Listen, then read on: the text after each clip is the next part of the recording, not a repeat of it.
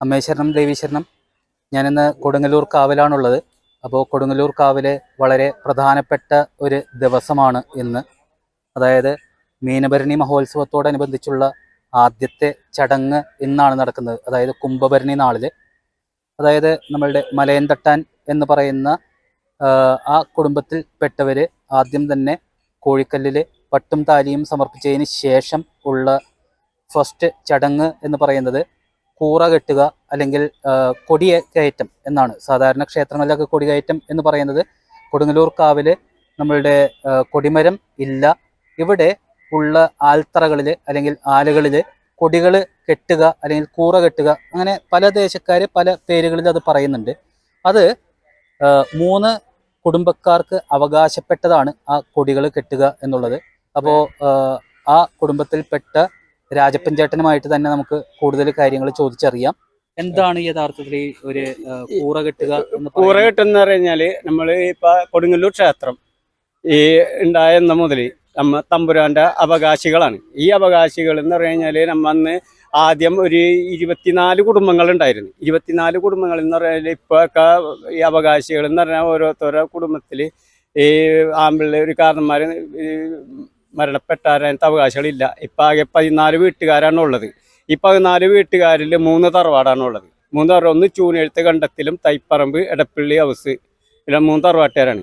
ഈ 3 തറവാട്ടുകാർ ഈ കുംഭം ഈ 2-ാം തീയതി മലയാളം 2-ാം തീയതിയാണ് ഇന്ന് കൊടിക്കൂറ കെട്ടണത്.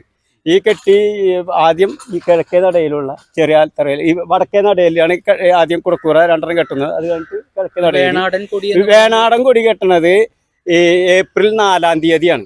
കോഴിക്കല്ല് മൂടിക്കഴിഞ്ഞാലാണ് ഈ തെക്കേ ഈ ആലുമെന്ന് കിഴക്കേ ഈ തെക്കേ വശത്തുള്ള ആലുമെന്ന് തുടങ്ങി പടിഞ്ഞാററ്റം വരെ ആണ് ഈ വേണാടൻ കൊടി കെട്ടണത്. അത് കോഴിക്കല്ല് മൂടിയതിന് ശേഷമാണ് അത് ഞങ്ങൾ തന്നെയാണ് കെട്ടണത്. അത് ഈ ഇവിടെ ചടങ്ങ് പൂജ കഴിഞ്ഞ് ചടങ്ങ് കഴിഞ്ഞിട്ട് ഇവിടെ ഇതുണ്ടാവും, കോഴിക്കല്ല് മൂടും. ആ മൂടുമ്പോ അപ്പൊ തന്നെ അംഗം കുറിച്ച് യുദ്ധം കുറിച്ചെന്നുള്ള ഇതായിട്ടാണ് കൊടി കെട്ടണത്. പിന്നെ അത് കഴിഞ്ഞിട്ട് കോഴിനെ മുറിക്കലുണ്ട്. ഇപ്പൊ അതില്ല. ഇപ്പൊ ആ ചടങ്ങിന് പകരം കുമ്പളങ്ങിയാണ് വെച്ച് മുറിക്കണത്. അല്ലെങ്കിൽ മുറിക്കൂല, ചിലപ്പോ കൊണ്ടു വെക്കും എന്നത്. ഇപ്പൊ അതുപോലത്തെ ചടങ്ങ്. കുടുംബക്കാരുടെ പേരെന്ന് പറഞ്ഞാല് ഇപ്പൊ എന്റെ അച്ഛന്റെ പേര് സി എൻ കൃഷ്ണൻ. അതിന്റെ കൃഷ്ണന്റെ മകനാണ് രാജു. തൈപ്പറമ്പിൽ നാരായണൻ മകൻ ബാലകൃഷ്ണൻ.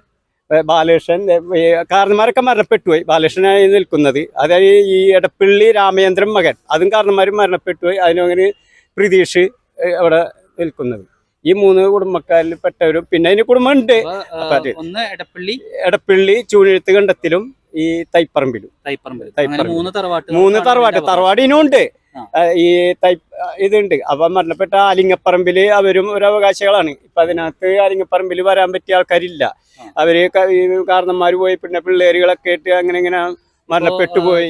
ചേട്ടന്റെ തലമുറ അതിനുശേഷമുള്ള കുട്ടികൾ ഇത് ഏറ്റെടുക്കാൻ തയ്യാറാവുന്നുണ്ട്. ഈ എന്റെ തലമുറ കഴിഞ്ഞാല് ഇനി എന്റെ 2 പിള്ളേര് ഉള്ളത് പുറത്താണ്. ഇനി അത് എങ്ങനെയൊക്കെയെന്ന് പറയാൻ പറ്റൂല അവകാശികള്.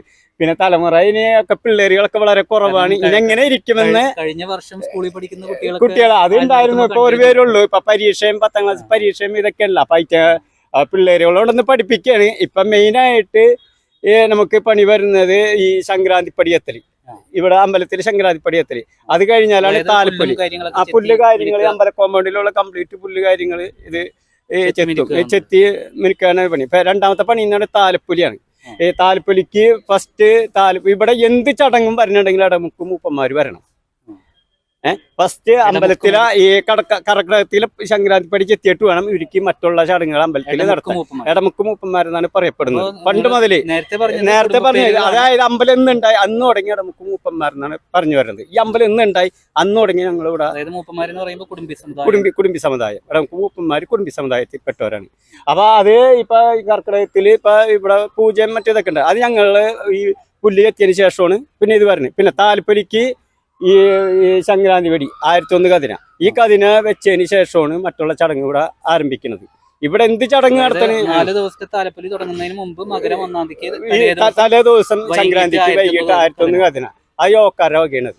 ആ യോക്കാര വക അത് ഞങ്ങളാണ് അത് ചടങ്ങിന് ഇന്ന് മുതൽ ഇന്ന് വരെയും നാളെ ഇതുവരെയും പൊട്ടിച്ചേറിനെ ഞങ്ങളാണ്. ഈ തമ്പുരാന്റെ ഈ തമ്പുരാന്റെ പല്ലക്ക് എന്ന് പറഞ്ഞു കഴിഞ്ഞാല് അത് അതിക്ക് മുമ്പ് ഈ തമ്പുരാനെ ഇപ്പൊ 1, 2 ഇപ്പൊ 1-ാം താൽപ്പലി കഴിഞ്ഞ് 2-ാം താൽപ്പലിക്ക് തമ്പുരാനെ ഇങ്ങോട്ട് അമ്പലത്തിൽ കൊണ്ടുവരണം. ആ 3 കതിന അവിടെ കൊണ്ട് പുറത്ത് പൊട്ടിച്ചതിന് ശേഷമാണ് തമ്പുരാൻ അവിടെ നിന്ന് പുറത്തോട്ട് അവിടെ നിന്ന് ഇങ്ങോട്ട് വരുന്നുള്ളൂ, പുറത്തുനിന്ന് ഇങ്ങോട്ട് വരുള്ളൂ. അത് കമ്പിത്തിരി ഉണ്ടാവും, വെടിക്കെട്ടും ഉണ്ടാവും. അത് കഴിഞ്ഞിട്ട് ഇവിടെ വന്നിട്ടാണ് പിന്നെ ഈ ഒരു 3 കതിന ഇവിടെ കൊണ്ടുപോകും. ഈ കുറുമ്പാമറ അവിടെ ഈ കോലം കയറ്റുന്ന സമയത്ത് പൊട്ടിച്ചിട്ട് വേണം ഞങ്ങൾ അവിടെ ചെന്ന് കതിന പൊട്ടിച്ചതിന് ശേഷമാണ് കോലം കയറ്റി അങ്ങനെ ഈ എഴുന്നള്ളിപ്പ് തുടങ്ങുന്നത്.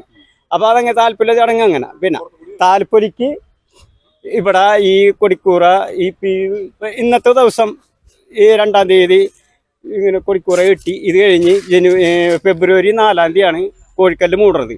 ഈ കോഴിക്കല്ല് മൂടിക്കഴിഞ്ഞിട്ട് പിന്നെ ഈ രേവതി അശ്വതി രേവതി എന്നാണ്. കുംഭം 2 എന്നുള്ള കണക്കല്ല, കുംഭഭരണി. കുംഭം 2ആണ്. 2-ാം തീയതി ഈ കുംഭം ഇന്ന് 2ആണ്. ഇന്ന് 2ആണ്. 2-ാം തീയതിയുള്ള കൊടി എല്ലാ വർഷവും ഈ തവണ നീണ്ടുപോയി. 60 ഇപ്പൊ കോഴിക്കല്ല് കൂടുന്ന ഇപ്പൊ ഒരു 2 മാസത്തോളം വരും. 55 ദിവസമാണ് വരുന്നത്. അത് കഴിഞ്ഞ് ഈ രേവതി അശ്വതിരൻ എന്നാണ്. ഉച്ചയ്ക്ക് ഒരു 10 മണിയാകുമ്പോൾ ഞങ്ങൾ തമ്പുരാന്റെ വീട്ടിൽ പോകും. തമ്പുരാന്റെ വീട്ടിൽ പോയിട്ട് പല്ലക്കിൽ തമ്പുരാനെ കോവിലത്ത് പോകും. അവിടുന്ന് ഈ പല്ലക്കിൽ തമ്പുരാനെ ഇവിടെ കൊണ്ടുവരും. അത് കഴിഞ്ഞ് കാവ് നീണ്ടിക്കഴിഞ്ഞിട്ടാണ് പിന്നെ ഈ ഒരു 4 മണിയാകുമ്പോൾ 4:30 കാവ് നീണ്ടി ഇവിടെ വരുന്ന ഭക്തജനങ്ങളെ തൊഴുത് ഇത് കഴിഞ്ഞിട്ട് അപ്പൊ തന്നെ അവിടെ കൊണ്ടുപോകും. ഇവിടെ വീട്ടിൽ തിരിച്ചു കൊണ്ടുപോകും. അത് കഴിഞ്ഞിട്ട് വെളുപ്പിന് ഒരു 4 മണി 5 മണിയാകുമ്പോഴത്തേന് ഭരണി ദിവസം വെളുപ്പിന് അവിടെ നിന്ന് ഇങ്ങോട്ട് കൊണ്ടുവന്നിട്ട് ആൾത്തറ അമ്പലത്തിനകത്ത് കയറിയിട്ട് ആൾത്തറ ചടങ്ങുണ്ട് വെളുപ്പിന്. ആ ചടങ്ങ് കഴിഞ്ഞിട്ട് അപ്പൊ തന്നെ ഒരു അരമണിക്കൂർ നിൽക്കുള്ളൂ ആൾത്തറമിൽ. അത് കഴിഞ്ഞ് നേരെ ഭരണി എന്ന് പറയുന്നത് ആ ദിവസങ്ങളിൽ സാധാരണ ഇവിടെ വരുന്ന വെളിച്ചപ്പാട് ഭൂരിഭാഗം ആളുകൾ ഉണ്ടാവാറില്ല. അതായത് കാവതീണ്ടൽ കഴിഞ്ഞാൽ പോകും. വളരെ കുറച്ച് ആളുകൾ ഉണ്ടാവുള്ളൂ. ഭരണി എന്ന് പറയുന്നത് നെക്സ്റ്റ് ഡേ ആണ് ശരിക്കും വരുന്നത്. ആ ഭരണിന്റെ അന്ന് വെളുപ്പിന് വളരെ കുറച്ച് ആൾക്കാർ ഉണ്ടാവുള്ളൂ. അതുപോലെ തന്നെ കാവുണ്ടലിന്റെ അന്ന് ഉണ്ടാവും, ഇതുണ്ടാവും. കാവുണ്ടലിന് തമ്പുരാൻ ആൾത്തറ കയറി കൂടെ നിർത്തിയതിനു ശേഷമാണ് കാവ് നീണ്ടത്. ചുവന്ന കൂടെ നിർത്തിയതിനു ശേഷമാണ് കാവ് നീണ്ടത്. അപ്പൊ തമ്പുരാനെ പല്ലക്കിൽ പല്ലക്ക് കൊണ്ടുവരുന്നത് ഞങ്ങളാണ്. അപ്പോ കൊടുങ്ങല്ലൂർ കാവില് ഇതുപോലെ ധാരാളം കുടുംബക്കാർക്ക് പല പല ചടങ്ങുകളുമായിട്ട് അവകാശങ്ങളാണ് നിലനിൽക്കുന്നത്. അത് വരും തലമുറകൾ കൂടി അത് ഏറ്റെടുത്ത് നടത്തി അമ്മയുടെ എല്ലാ ചടങ്ങുകളും നല്ല രീതിയിൽ തന്നെ നടക്കട്ടെ എന്ന് നമുക്ക് പ്രാർത്ഥിക്കാം. അപ്പോൾ കൊടുങ്ങല്ലൂർ കാവിൽ നിന്നും ആർ വിഷനായി.